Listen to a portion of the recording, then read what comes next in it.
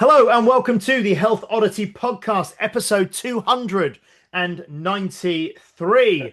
Now, we are joined by a very special guest today, all the way from just outside New York in America, Chris Ryan.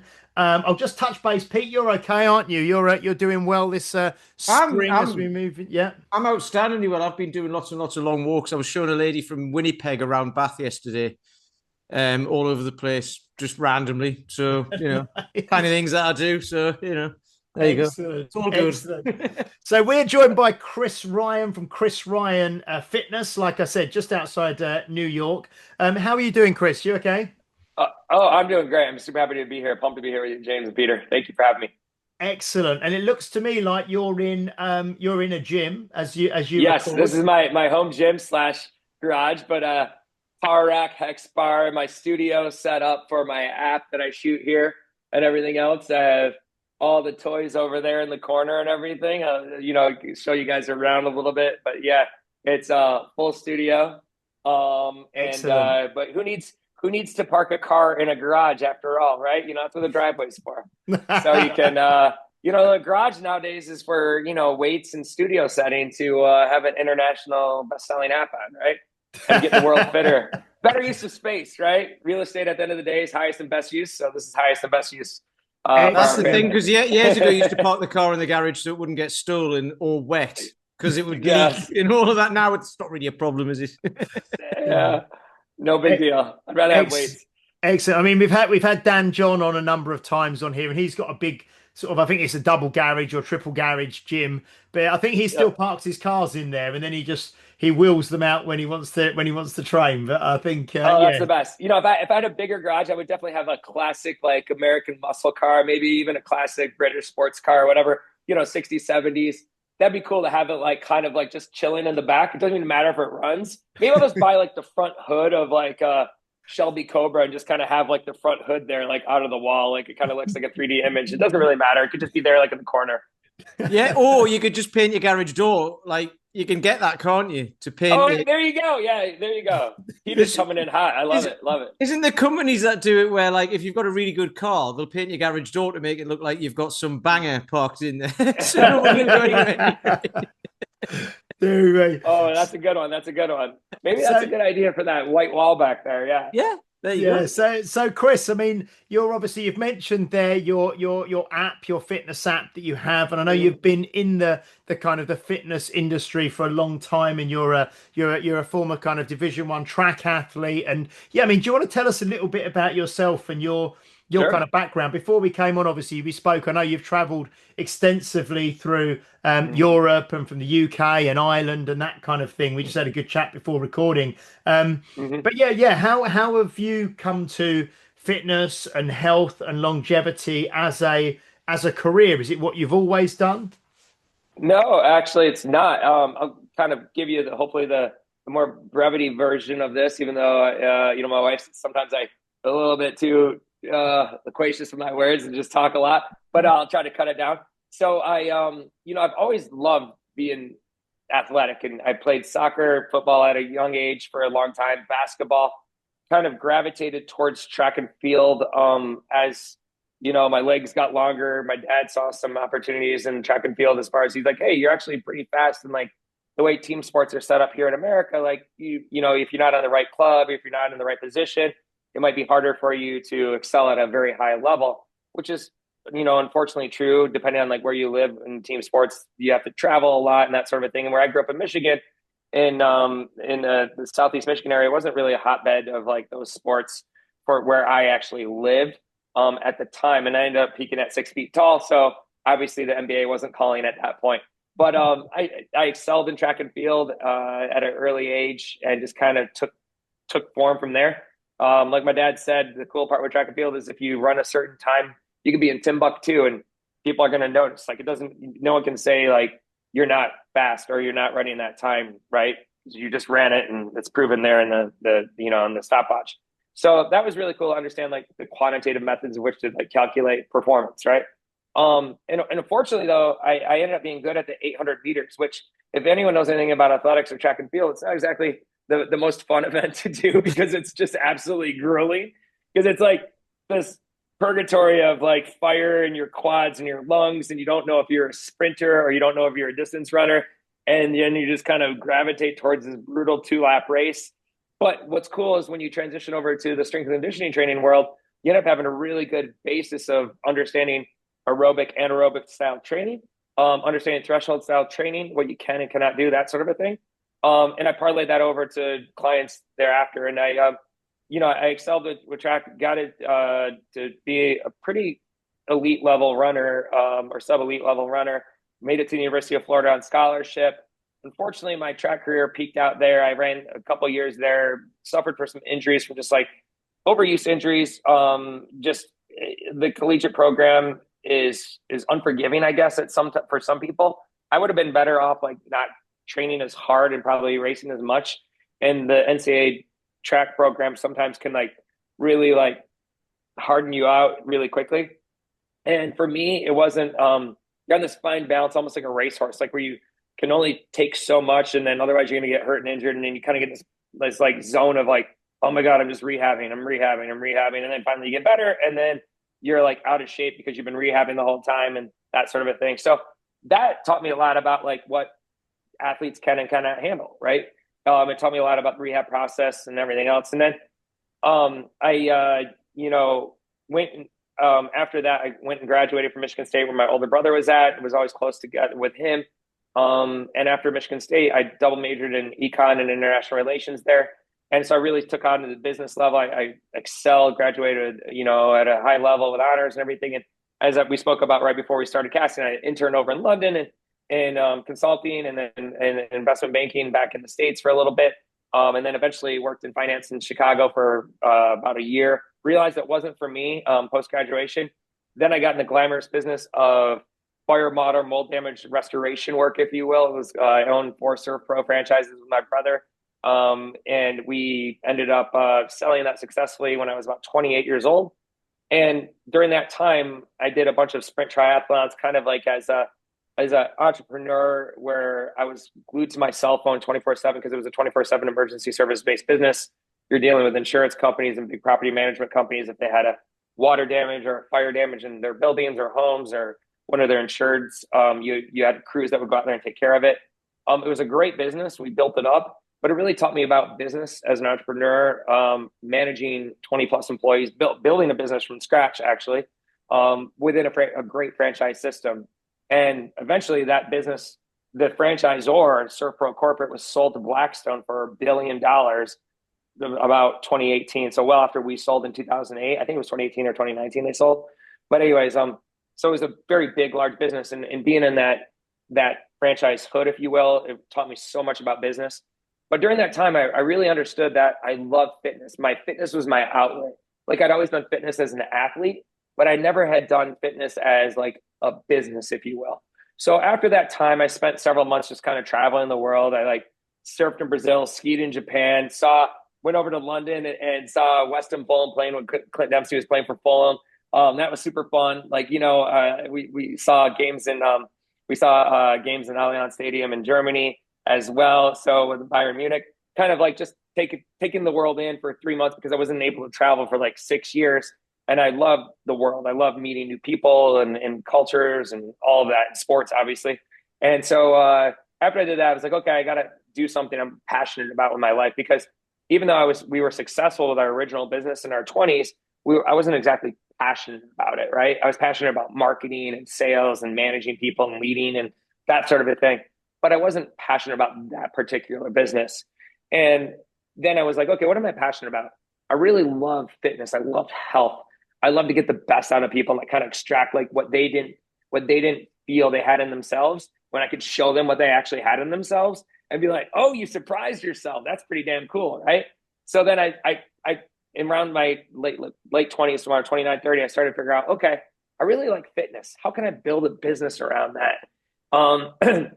I spent some time in Austin, Texas for about a year doing some franchise consulting work. And then after that, I moved up to New York City on a whim. I had a super random occurrence of doing fitness modeling work at the ripe old age of 30 years old, with the likes of Wilhelmina was signed to me on a whim.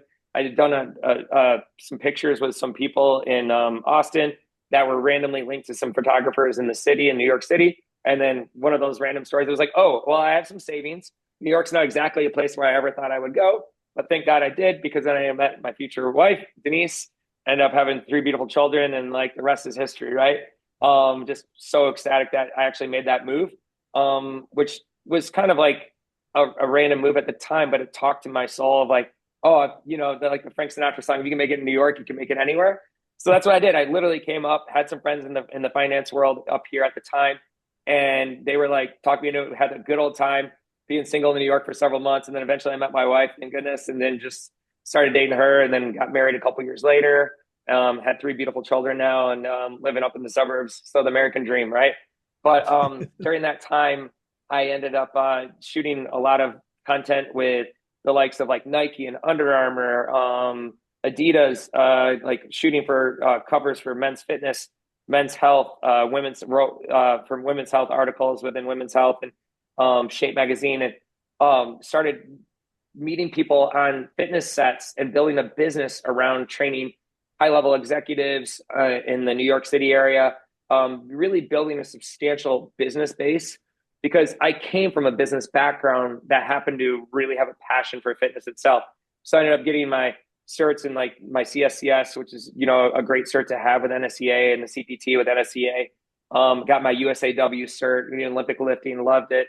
And these are all things that kind of went back to my track and field base. And I took all my track and field training into all this and kind of meshed it all together with training executives, high level professionals in the city, and then parlaying it out a little bit further into writing for the fitness magazines, appearing in the magazines, covers several times. And then I was cast in 2015, 2016 on NBCs STRONG. So you're probably familiar with like The Biggest Loser and American Ninja Warrior TV shows, correct? So Yep. The same producers, and also a gentleman by the name of Sylvester Stallone, right?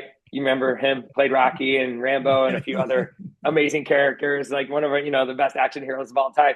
So he was the executive producer too. So handpicked by that crew of executive producers as one of America's top 10 trainers at the time, and then went out to Malibu for about 3.5, 4 months, shot a TV show out there called Strong, which was actually based on building muscle, building your inner strength, your inner mental fortitude, and also like how building muscle helps, combat your weight, your weight gain, helps with weight loss and all that other stuff, which around 2015, everything was about kind of like the shock and awe of like The Biggest Loser, of everything's like aerobic based, and just, oh, look at all the skin falling off. And this was much more of like, resetting your metabolism to realize like this is going to be healthier for long-term success.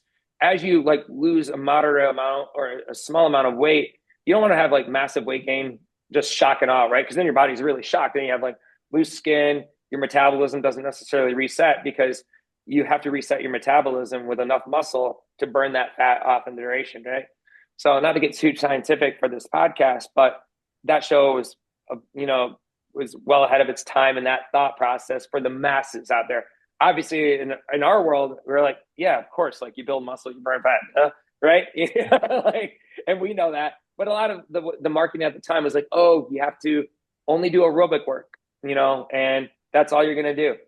And so that was really cool to be parlayed into that. And then my business started growing, kept growing back in New York. And then I had a great opportunity with Mir, which was a startup that had about 10 million in funding. And then they got another series of 10 million in funding a year later, started by amazing CEO, Bryn Putnam. She was a former New York City ballerina, Harvard educated, just super smart CEO, raised her money from a bunch of Silicon Valley VCs. And then it was the first full-length interactive mirror. Basically, we look like real people, but holograms within the mirror, where we would be in a mirror so the people could see themselves working out at the same time you'd be teaching them, in almost like a vertical TV, if you will, but it was a mirror. So it was so cool. Like at that time, we debuted at TechCrunch with that product. I was one of the first hires there, one of the founding trainers. Ended up becoming the number one trainer on both their biggest platforms, in both strength and the cardio-based workouts.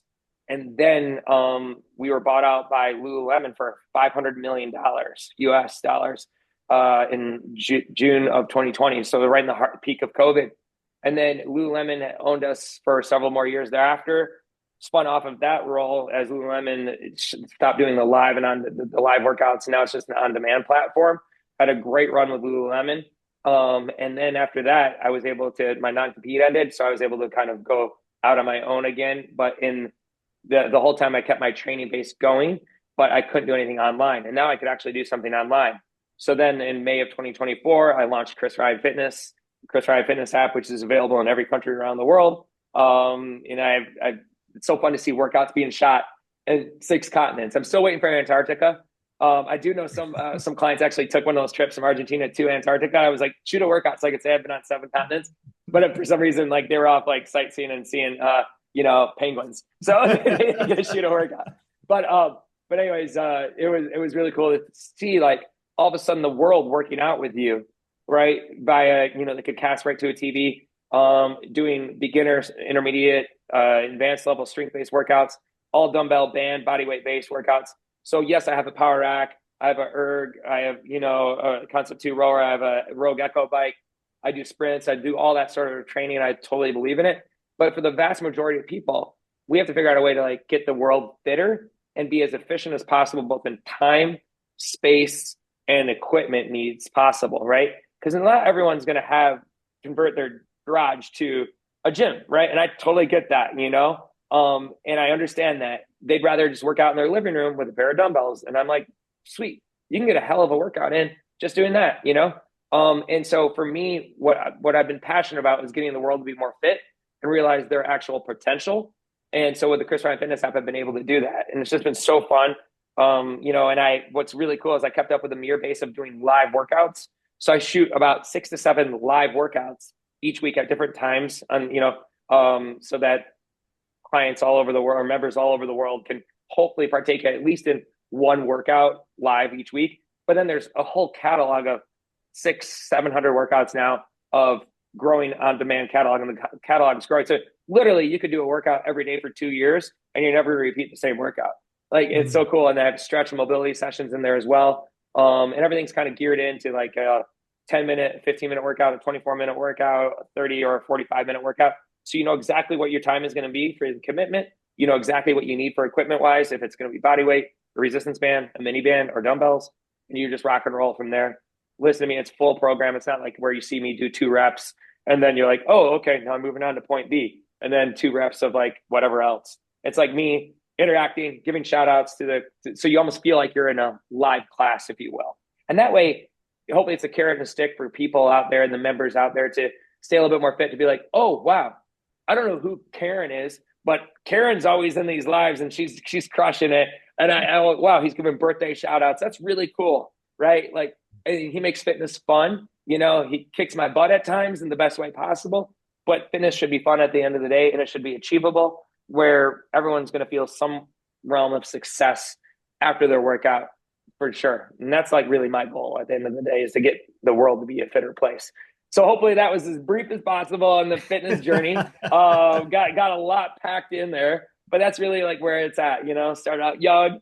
Here I am discovering my passions in life and then made a business around it.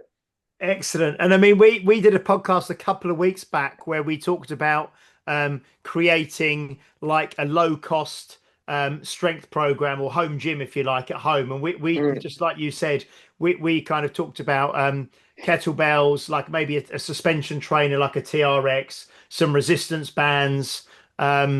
And that was it. And then maybe I think the biggest thing we talked about was potentially having like a pull-up bar or something, Yeah, either freestanding or one that goes I love the pull-up bar. I think pull-ups are like the best upper, because you can hang from it, like just to stretch out, like you develop your grip strength, which obviously you guys know in your, I don't know if your listeners do, but like, grip strength has been geared in so many studies to like long-term longevity, health-wise, for a whole host of different factors, which is pretty interesting because you're like, why is grip strength like that? Well, and develop strength and everything, but it just like, I remember my grandfather had bad arthritis and he would like do like small, like marbles or like heavy screws, and like would take like a screw and like screw it around, take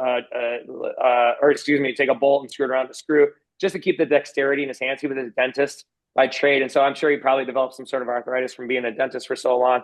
But I remember him doing like little fine motor skill hand movements as he got into his 80s.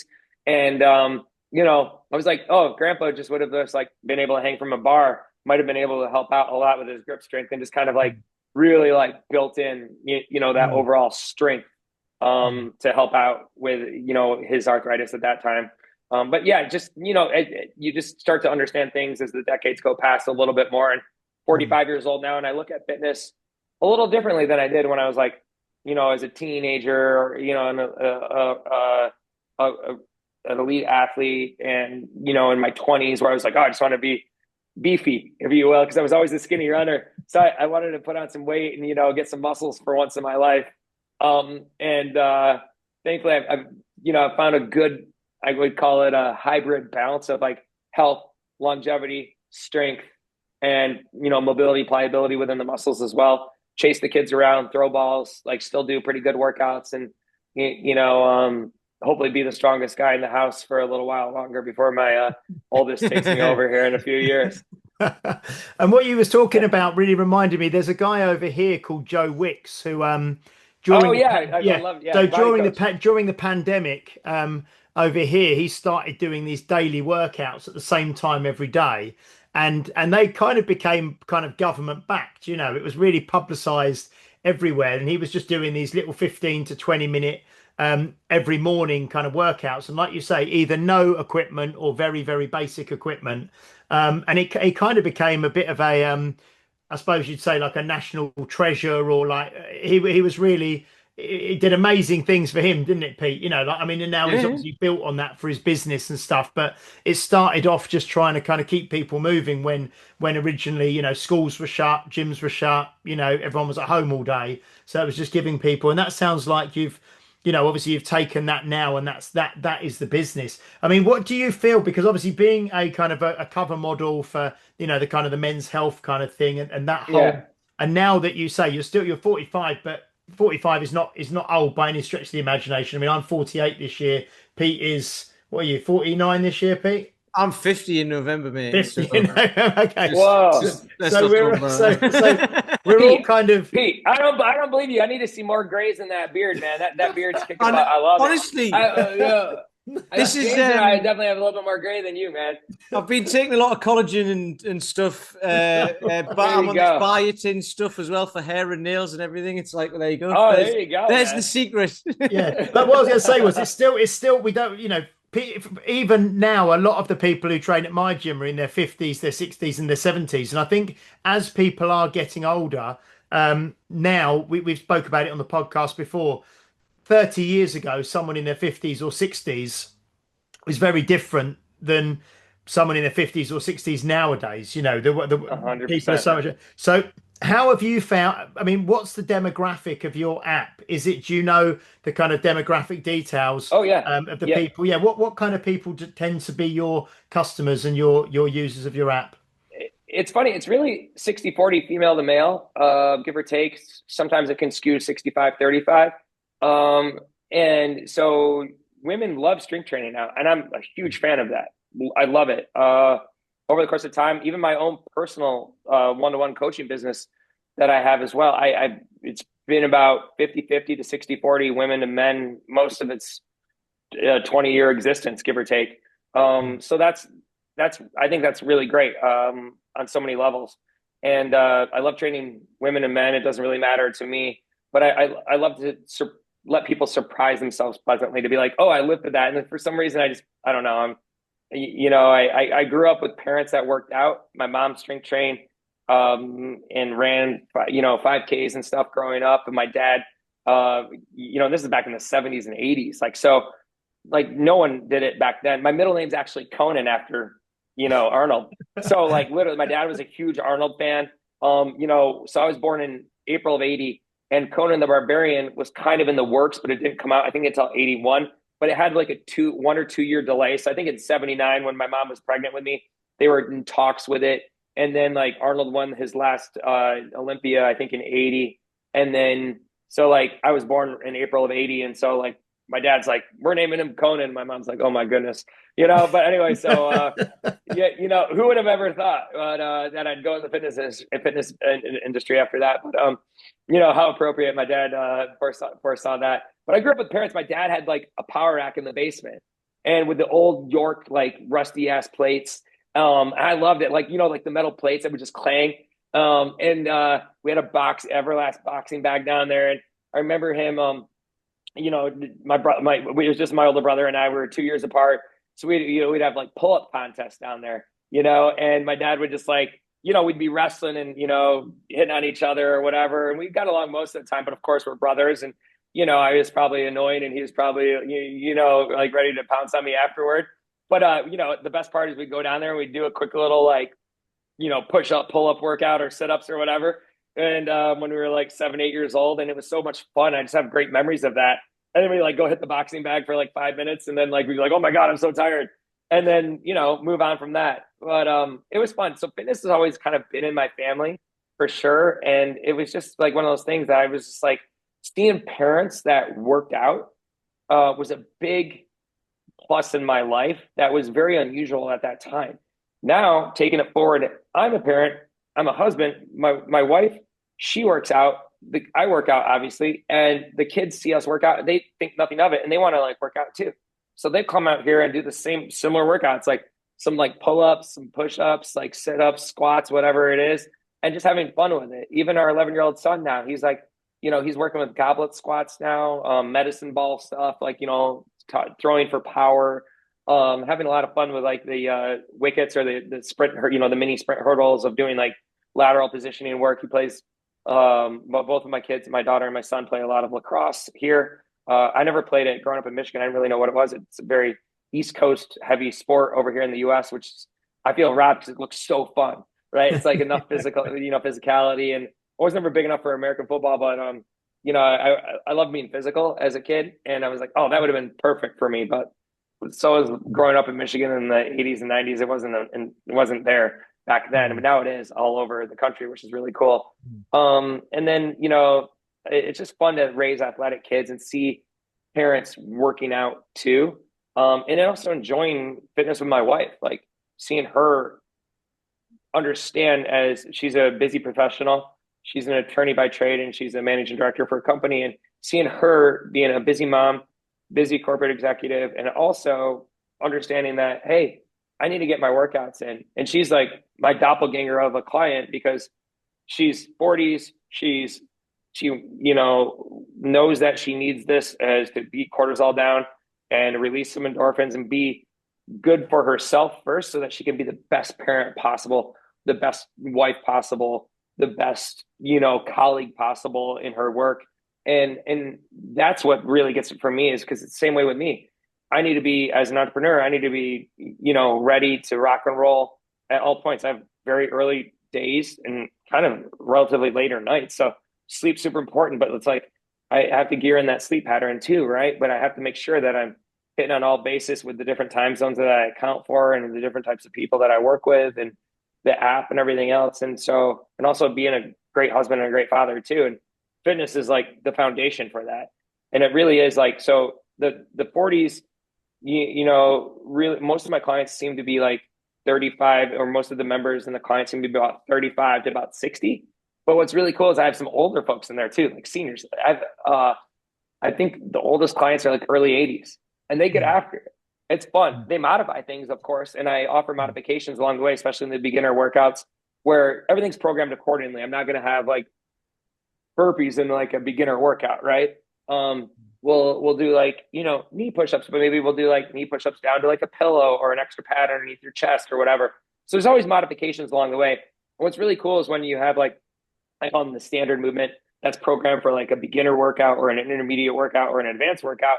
And advanced usually don't have modifications for, because it's an advanced workout. So if you're there, you should be, the people that are taking those workouts want to hit it hard, right? And I'm huffing and puffing along with them, doing every single rep possible, probably at least 90% of the reps with the members themselves, right? So I'm doing the workouts right there with you and talking along the way. But like with the beginner and the intermediate race workouts, it's kind of like, you can offer some modifications so that it's all encompassing. You're casting a really wide net so that there's no excuses. People always are going to feel successful at the end of the day. And you try to cast that net as wide as possible so that people are comfortable working out. They're comfortable working out from home, right? That they're learning. It's kind of like that old saying. I don't know if you guys have heard it before. It's like, if you give a person a fish, you feed them for a day. If you show a person how to fish, you feed them for a lifetime, right? And that's the same thing with me. Is like maybe people will be app members forever, but maybe they'll be app members for a year or a few months or whatever, or maybe they're just here for the 7-day free trial. I don't know, but either way, I want to like be as positive to them as possible to make sure that they're going to feel successful at the end of the day, so that they understand that fitness should be and hopefully is going to be an important part of their overall life, and movement feels good, right? Maybe the first 5 minutes, especially for an early morning workout, are tough, but after the first 5 minutes, you're always like, oh God, it feels so much better. Hamstrings are looser, shoulders are pulled back, that sort of a thing. And it just feels great, right? So what do you, in terms of the app, you've obviously got all of the workouts in there. Like you say, you've got a huge library of workouts now, hundreds of workouts, and you've got your kind of sort of 7-ish live ones every week. But you mentioned there kind of things like, sleep, nutrition, mobility, all this. So do you also have some kind of, I don't know if it's presentations in there or things that you do around lifestyle kind of education you mentioned as well? Is that part of the app as well? Yeah, 100%. So we have every month we have new recipes and new nutrition plans that are launched every month. So, and they're there. So like you could go back to or a year and a half. I guess we launched nutrition about 14, 15 months ago. And so you could go back and see all the nutrition plans that we've offered every single month. But every single month, around the first of the month, there's brand new nutrition plans that are geared in each month so that you never get bored. What's really cool is, we're in a day and age where not everyone eats meat. So we have both meat and plant-based nutrition plans. And they're good. And they're not complex. Some recipes are slightly more complex than others. Some are super simple. But at the end of the day, it's hopefully invigorating for people to see healthy pictures of food, of organic food in front of you. That's achievable. Not super expensive dishes by any means, but like taste good, achievable for most people that are going to be on the app. Don't take 2 hours to cook or anything like that.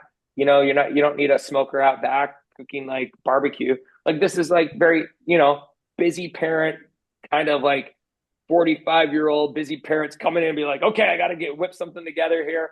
A little bit more on the meal prep side, have some things set off to the side. Maybe on the weekend, you might have to cut some vegetables or something, or kind of like think ahead, if you will, because you always make bad decisions with nutrition. I do. I know that if if my wife buys cookies, I'm going to eat the cookies. So you just don't have it in your house, right?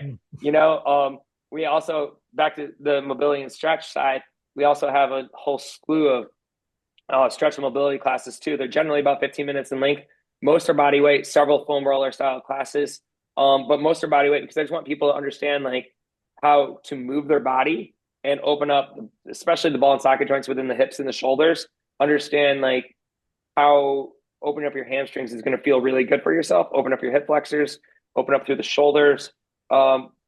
There's some classes are geared in on more static stretching, where you're holding the stretch for 60, 90 seconds or so.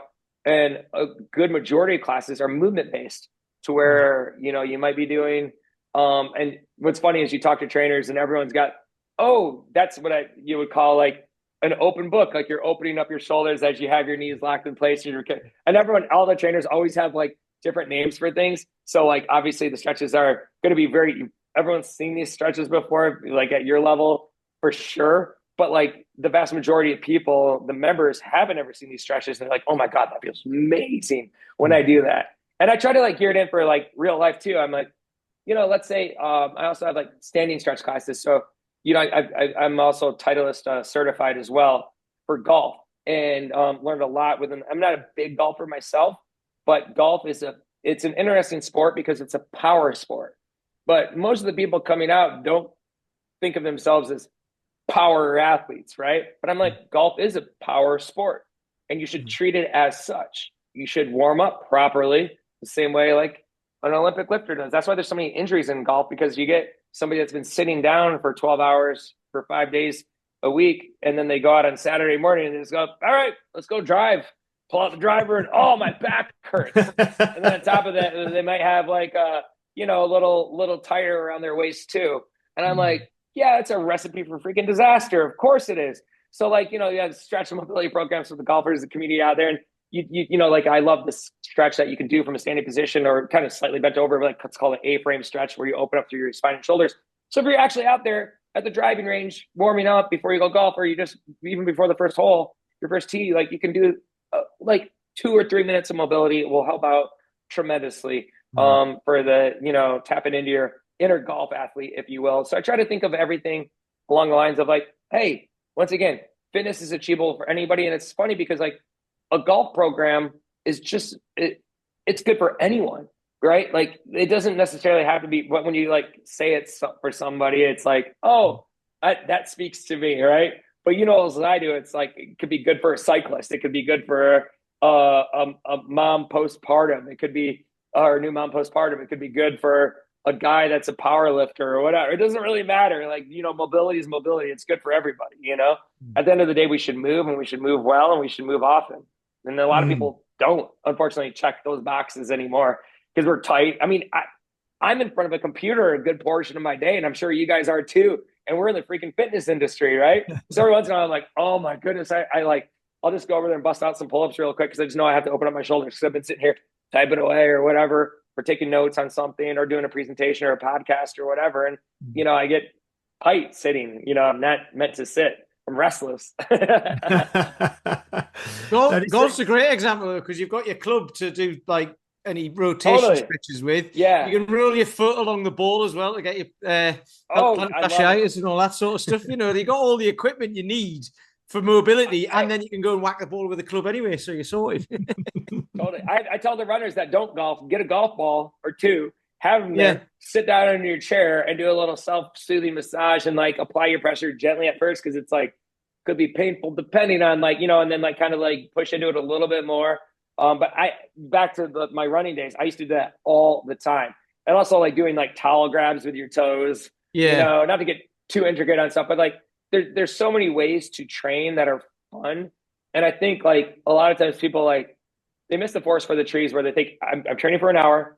My plan is black and white. I got to do this spreadsheet. And I'm like, you know what? The best plan is the one that survives a really bad day or a really bad week.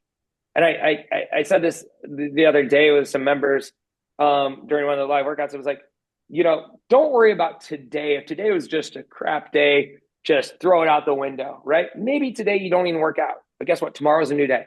Try to look at things on a weekly basis rather than a daily basis at times with your own fitness and nutrition. Because if you're doing 80% of the time, you're doing the right things, you're going to have a high level of achievement.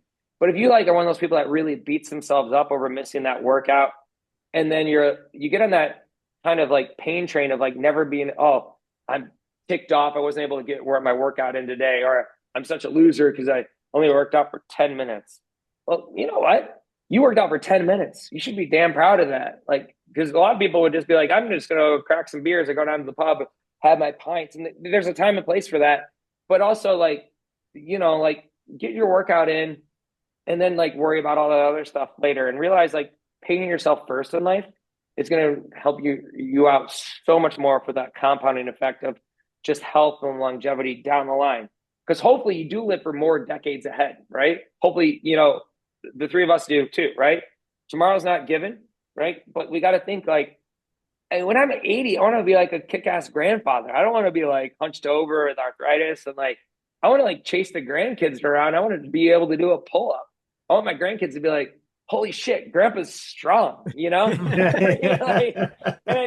I think I will be like, and hopefully like when I'm 100, I just kind of like pass away in my sleep and that's cool, but until I'm at that point, like, I want to be like a really like, I want to live life to its fullest. I don't want to be in this like decrepit state in any way. And I just feel like life is so fleeting. And every day is just a blessing to be on this planet, even in this day and age of like so many things going on in the world, that whole different discussion. But it's just like, enjoy the moment and enjoy, moving your body. Cause like you can move your body without anything and it feels good. Like you can do calisthenics based workouts, as we all know, and you're going to feel a lot better afterward. Right. I think it's funny because I saw a post earlier. It was earlier today, actually, and Paul McElroy put it up, who coaches both me and James. And it was about being so strict. Like he was more talking about the food side of it, people who want to lose weight and get ripped and all of this, and then if they get all like orthorexic, I think, isn't it? Where it's like, you get stressed if you eat the wrong food or whatever. And what Yeah, you've just said as well is like, if someone misses a workout and then they get stressed about it, it's just more stress in your life, isn't it? totally. So therefore, it's gonna the likelihood that you're going to feel tight and tired the next day. Tomorrow's a new day, but the likelihood of feeling tight and tired if you're stressed because you missed today's workout, it's going to snowball into like not doing anything for a period of time. Whereas if you just go, today's not happening for whatever reason, and then you wake up the next day and you're more relaxed about it, you're more likely to be able to do something, aren't you? Or at least get back into it over the next few days rather than going the other way. And I've never really thought about it like that before. It's just adding more stress to your life if you do it in that way. Whereas if you just let it happen, do a bit of stretching, Yeah, do a bit of whatever, go out for a walk, do whatever, and you're like, right, I've done what I totally. need to do today. Yeah, yeah. And sometimes, like, I find that too. Like, it'll be like one of those days that, I mean, I'm sure you guys have them too. It's like, we're in the fitness world. Like, I'm like, okay, I had this great plan. I was going to be working from like 6 a.m. to 11 a.m. And then at 11 a.m., I was going to go out and do this workout and then come back for my noon and like, that sort of a thing. And then shoot my workout in the afternoon and do my emails and everything. And I'm like, all right, all of a sudden, just like things happen. Life happens. And then, but maybe I just like go out and shoot hoops in the backyard over here with my kids for like 10 minutes afterward, or like dig in the garden or something, or go for a walk around the block. And that's all that's all I had today. And other times I'm like, wow, that day really sucked. And I just wasn't able to do anything. And I'll just get on the Echo bike back here at like, kids are in bed and my wife might come down and do a little workout. And I'll just like, we did this last week. I wasn't able to work out the whole day. I was really busy, but I wanted to get some sort of like strength cardio based workout or cardio strength based workout. And so the rower and the Echo bike, without pounding on my body, and sometimes running is great, but at the same time, running is hard on your joints overall, right? So I tend to try to run on a woodway treadmill. I'm really dating myself here at like 45 years old. I'm like, oh yeah, but I think there's a smart way to train, and pounding on pavement and cement is hard on your body overall. But when I run, if I can run on a woodway or grass or trails or a rubber track, I'll gladly do that any day over running on roads, just because it's so much better for your body, as we all know, right? And I feel better afterward. Yeah, I was still able to do the run, just in a different, surface. But over here, like Echo bike, Concept 2 rower, love them. And I'll do those and I just kind of let the workout come to me sometimes. My dad always used to say that. He was a dentist as well. And it was just kind of like one of those things that, he would say, just let the workout come to you on some days. And there's a lot of interesting thought in that saying, because it's kind of like life, it's a little bit of like life. Like, okay, you can't control everything in your life. It might be cold. It might be windy. Your kids might have been up sick the night before. You might have a report due for your boss or whatever it is. Life happens. You might have gotten an fender bender with your car. Like, life happens, but realize okay, what can you control? You can control yourself and your emotions. Deep breath, get outside if you can, maybe just go for a walk around the block. And that's all you have to do today. Then wake up tomorrow, try to get your Z's, and then wake up tomorrow invigorated so you can attack the next day, hopefully with some positivity and some vigor, and move on from whatever those challenges were the previous day, right? Yeah, no, I really like that. And I like what you said about the people in their minds sometimes think, unless I can do a full hour, I'm not going to do anything. And you said that you've got these sort of 10, 15, 20-minute mobility stretch sessions. And you also mentioned, rolling your foot on the golf ball or doing some simple 2 or 3 stretches for 5, 10 minutes. And I think that's the thing, isn't it? We need to get away from, especially with people being so much busier now than maybe they were 20 years ago, this thought that a session has to be an hour for it to be valid. Yeah. I think that probably stops people doing far more than it helps. Yeah. Yeah, for sure. And I think it comes from like gyms and trainers and classes and boutique fitness studios. They bill by the hour, right? Because it's easy. It's like attorneys bill by the hour, right? And it's an easy kind of way to compartmentalize your time value, right? And I get that. Like, I usually train if it's a private session with people online that I have, or I usually train for an hour with them, right? Sometimes we train for that whole hour, but it's just the way that I've set up my business for that front. But I tell them like I might even have them like do shorter workouts, and maybe we'll do like a little strength and an extra mobility session, or depending on like the way that their body is that day, or what's going on in their stress levels for that day. And then other times like, but I tell people all the time like I'll give them like their own quote unquote homework to do. Just do this workout on the app, or do this like go out like do this treadmill workout or something, whatever it might be for that particular individual, so that they can just turn in that homework, if you will, to the teacher, and more importantly to themselves, turn in that homework so they can do it. A lot of times it's like 10-20 minute workouts, kind of like relative intensity, but like dial it back a little bit, and like relative intensity dial it back a little bit, depending on what they can and cannot handle at their levels. And they're always feel so much better for it. So much, because that's the way the human body is geared. Like you can't fight nature. Like our body has, hinge joints in our knees and our elbows, and ball and socket joints in our shoulders and our hips, and like we move a certain way, and like that's why we lunge, and this is why we squat. And our spine has vertebrae in it that can move in a multitude of ways, but they lock up on us if we just kind of have crappy posture, right? But we're rewarded if we put our bones under moderate stress, and our muscles and joints and tendons under moderate stresses. They set off osteoblasts in our bones. They have small micro tears in our muscles to get stronger. And the body gets rewarded for that. And the body likes that, right? But if you don't do that, like you don't have a choice. You're going to atrophy. Like I tell people this all the time. Like you literally have two choices. You're either going to like get stronger and more mobile, or you're going to atrophy. You're never going to stay in that same zone. You need to move your body. And as the years accumulate and the decades accumulate, it's going to arguably get harder to get fitter. Can you get fitter at any age? Of course. When's the best time? Today, right? I don't care if you're 80, right? I don't care if you're 8, right? Like you can get fitter. And the younger you are, of course, the easier it is to maintain as you go on. The problem is we have these I guess, most people don't play a sport in college. Like in the US, we have a big intercollegiate athletic system, but to get to that level is extremely hard. You're talking 1% of the high school athletes make it to that level. And I'm sure like, in the UK, it's very similar, right? To participate in sports at a major uni level. And then to move on beyond that, the collegiate level is a whole other aspect of like either professional or Olympic based. That's like 0.001%, right? And sometimes you get on with your professional career, your graduate studies, and you're moving on with life. You meet your future spouse, you start having children, and you're trying just to make it in this challenging world that we find ourselves today. And then all of a sudden you're like, oh, I just woke up and I'm 35 and I haven't moved in 15 years, right? And that's kind of the story as trainers we see a lot of people do. And so what I love is with my app, and it's not that it's not geared for 25-year-old people, but it's really geared towards those people in general that like need to get that like readjustment in their lives to say, I can achieve this, right?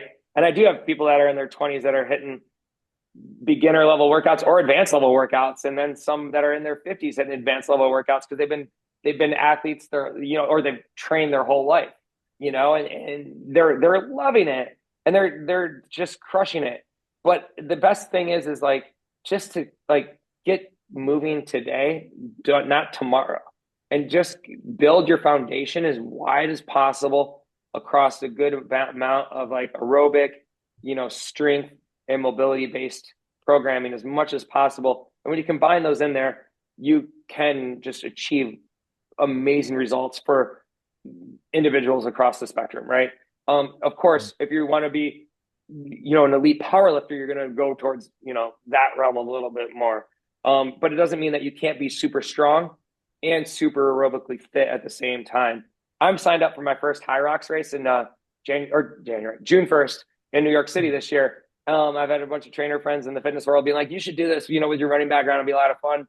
It's all age based too. So you'll be in like different age brackets. And so started on my first High Rocks and June 1st in New York City. And I've started to run a little bit more because I'm like, it's a running event coupled with some like moderate strength based work in there. So that'll be kind of fun. I haven't really competed in anything in over a decade. And so that'll be kind of fun I'll be 46 then. And so it'll be fun. But just to like get my aerobic like threshold basis going again is it's been a lot, but it's been fun to be like, oh, I don't want to become the skinny runner that I once was at, 18, 19 years old. So just like right before this back, I just did like a quick little like uh push pull workout with a quick bench set or a few sets on the bench and a few sets of pull ups. And that was it. It took like 12, 13 minutes, soup to nuts, like just worked my way up. And it was like great. Now I would have done probably a couple more sets to maintain a certain amount of strength if I wasn't running as much. And I could definitely tell I've lost like 4 or 5 pounds since I started, running. Before I used to run maybe 3 miles a week of some sort of sprint based intervals of like hill sprints or like repeat hundreds or 200s of like faster paces. And I used to love doing that.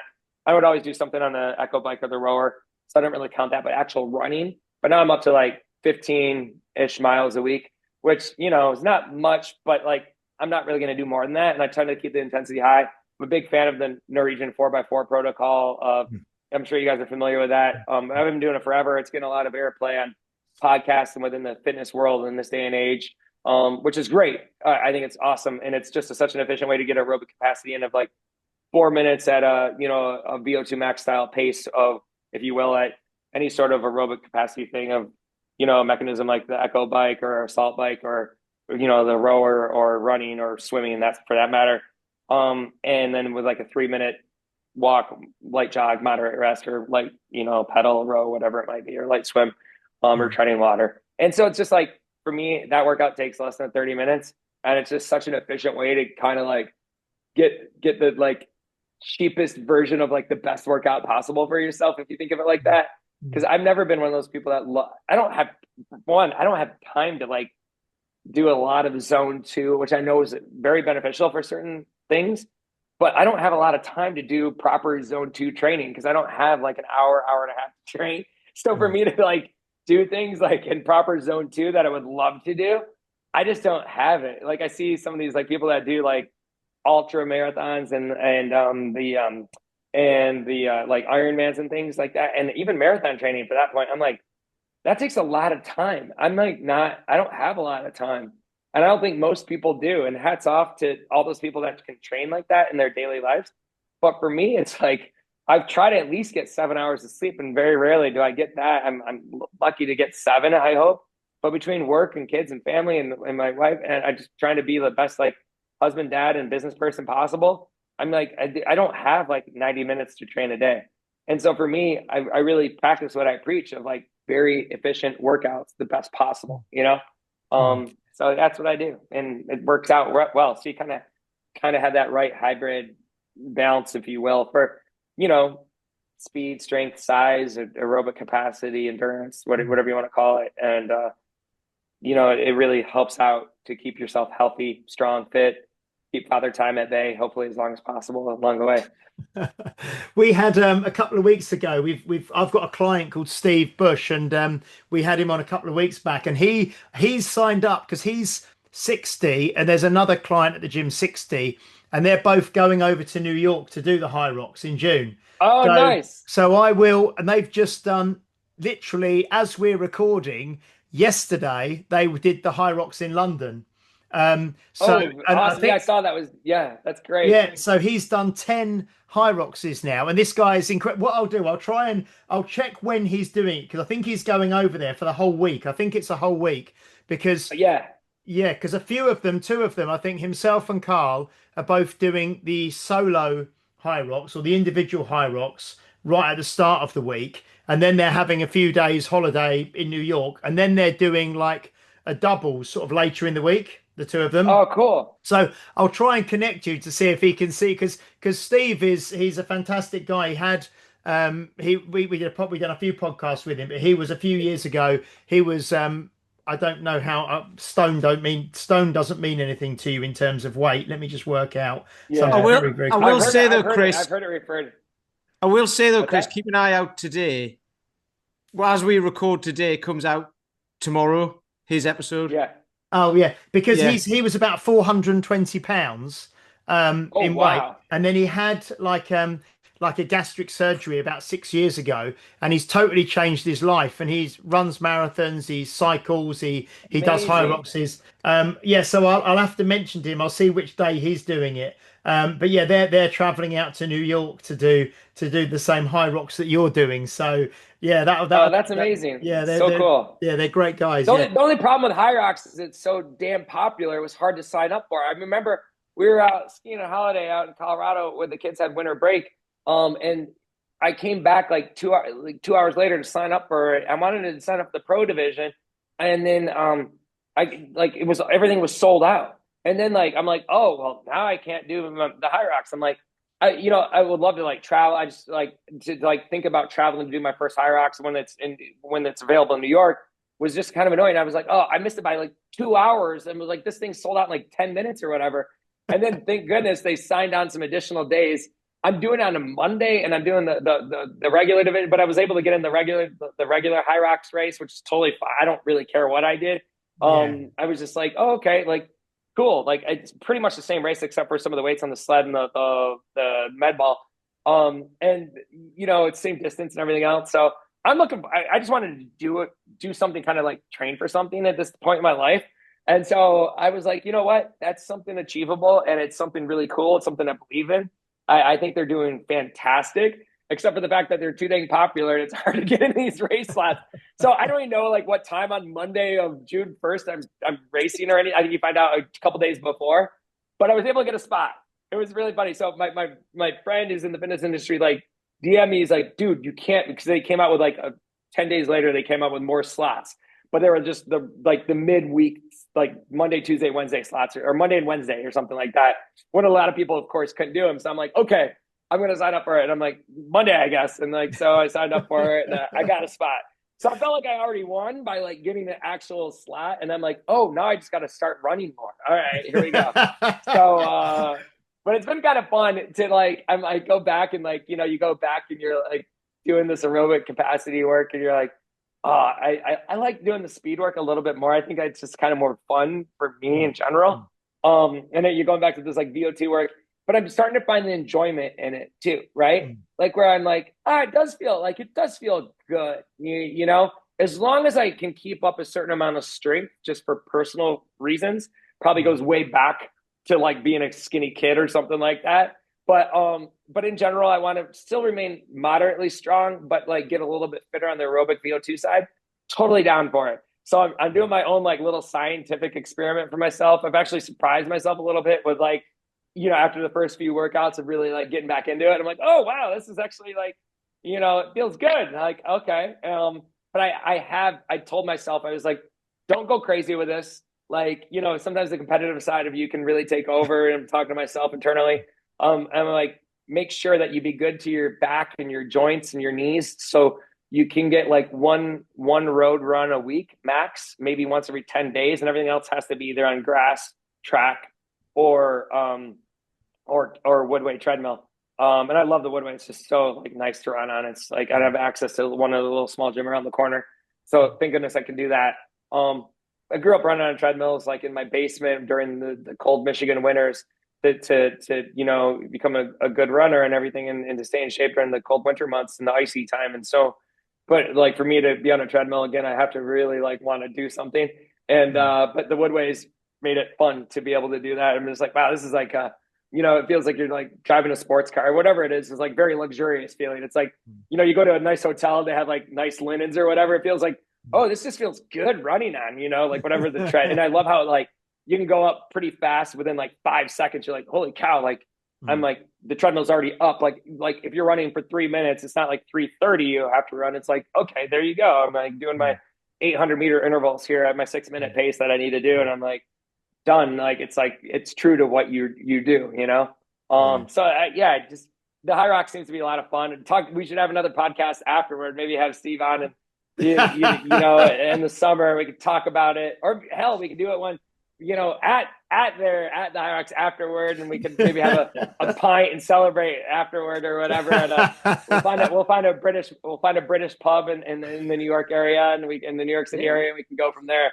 there's a bunch over here, so that'd be kind Yeah, of fun, because Steve and Carl always have a pint afterwards. So they sent me a Oh, I picture mean, well, all right, yesterday in I'm gonna London have one.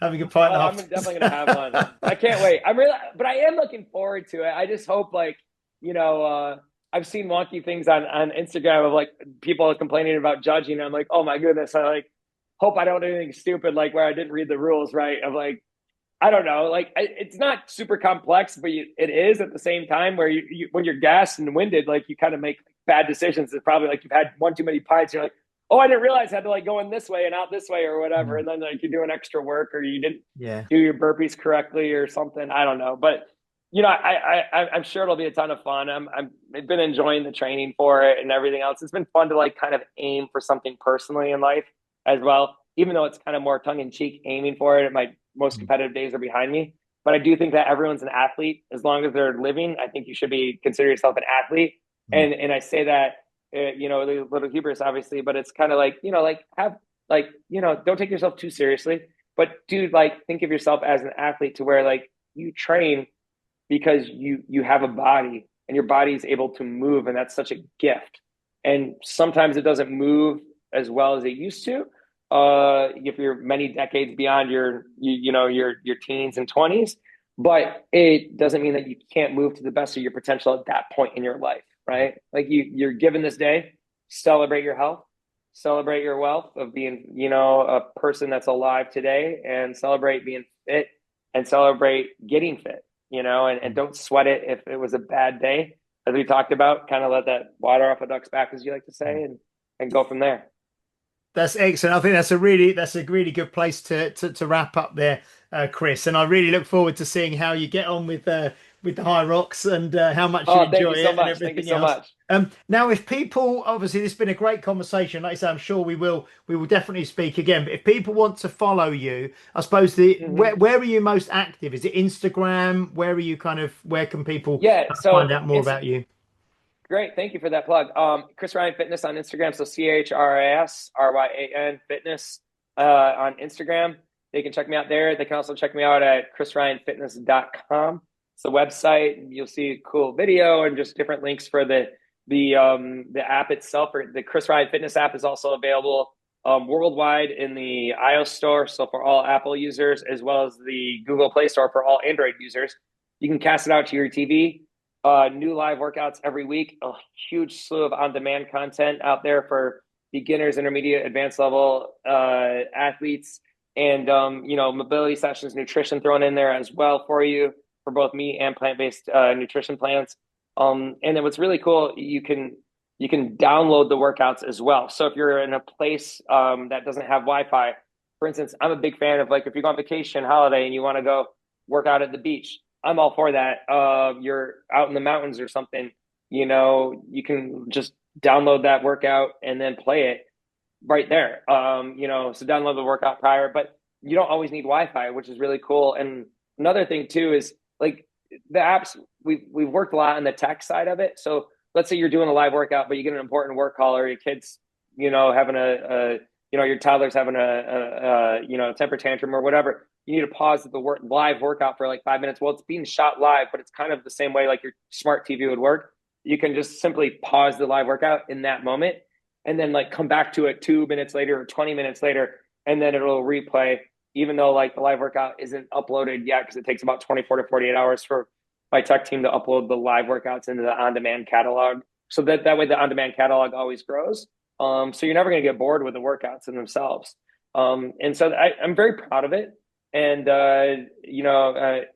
we're always working on it to make it, taking in any member feedback, if you will, or try to make the technology better. But it's shot in 4K and looks beautiful. It's shot right here in my home gym. So, of course, there's like cool workout equipment here in the background, which is for personal use. But for the most part, a lot of people don't have a power rack in their gym space. So I try to drum it down to make sure that you can get a kick butt workout in with dumbbells.